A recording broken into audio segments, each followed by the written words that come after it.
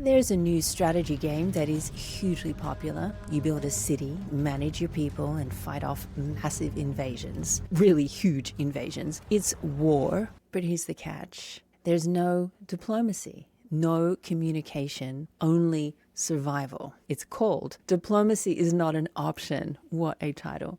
What if this game is more than just play? What if it's a mirror? I mean, think about it. In our world now, the news feels like a constant flood of crises, and compromise seems harder than ever to find. A game where the only way forward is defend, manage, endure. It hits differently. Is this why it's so popular? Okay, this is not just a game review, it's a look at how strategy games have changed and what they might be telling us about ourselves. Thanks for being here. My name is Kay Rubacek and I'm glad here to be with you. Place your thoughts in the comment section below so we can chat, and let's get into it. Strategy games used to be slow, methodical, predictable. Think chess or Civilization, one move at a time. Then came StarCraft, Age of Empires, and the rise of real-time battle or real-time chaos. You choose your favorite form of world domination. Age of Empires, a real-time strategy game. And that's a whole new board game, video game. The format itself doesn't matter. It's the game. Today, real-time combat games, RTS combat, like Diplomacy is Not an Option. They throw you right into a mental pressure cooker. There is no time to think. You make calls fast. You juggle limited resources. You don't plan, you triage. That's not just game design. I mean, that's modern life these days. So why are people drawn to games like this? Well, besides possible mirror reflections to our reality, studies have shown that real-time strategy can sharpen memory, boost focus, and improve decision making. But it's more than that. These games give you control. The feeling of control is not real control. No, it's the feeling of control in a world that usually feels uncontrollable. Sounds familiar, right? You're not just fighting battles. You're managing fear, scarcity, collapse. You are on edge and it's real time. It's not like chess where you're waiting for your opponent and you can go take a bathroom break.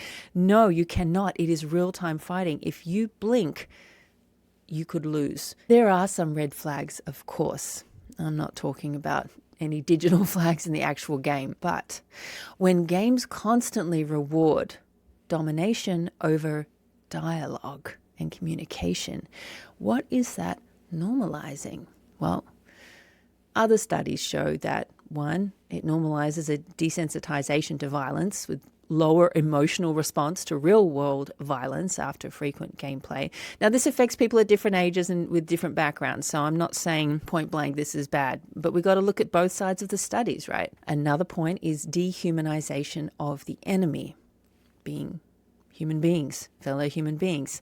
So in many modern games, you're killing faceless hordes. It's dehumanizing of them because you're not thinking of them as real people. You're not thinking of them of, that's John from down the road or Sally from next door, right? So this has been shown to reduce empathy and increase tolerance for aggression. For younger players especially, this is the world they're learning in. They're sandboxes. I like to think of them as sandboxes. They're digital spaces where players test ideas, they take risks, and rehearse how to respond under pressure. That sounds pretty cool, right? Older players, they're bringing real-world experience to the game. They've seen some life. They've seen some failure. They've probably seen systems fail, economies crash, real-world relationships stretch thin. So they know more of boundaries, where they are or where they should be. But for younger players, this is their first draft. They're not just playing in a plain old sandbox. Their brains are still forming, not like sand, but more like wet concrete. And this is their learning experience that gets built into the formation of their brains that will control their lives in a big way in the future. Because whatever game you're playing in your sandbox, whether it's made of sand or code or whatever, what we build inside that box shapes what we build outside the box later on. Okay, I digress. This is not just about games. I think the real question is, do we shape our culture through what we watch and play, or does the culture shape us?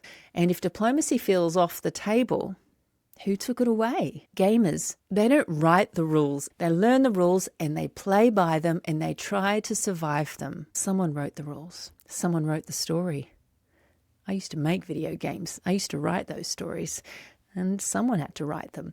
So if this is our digital sandbox, who built the box? Tell me in the comments. What do you think? And check out my next video where we dig into some answers on that one. And before you do, please like and subscribe so that I can keep bringing you more videos, and I will see you soon.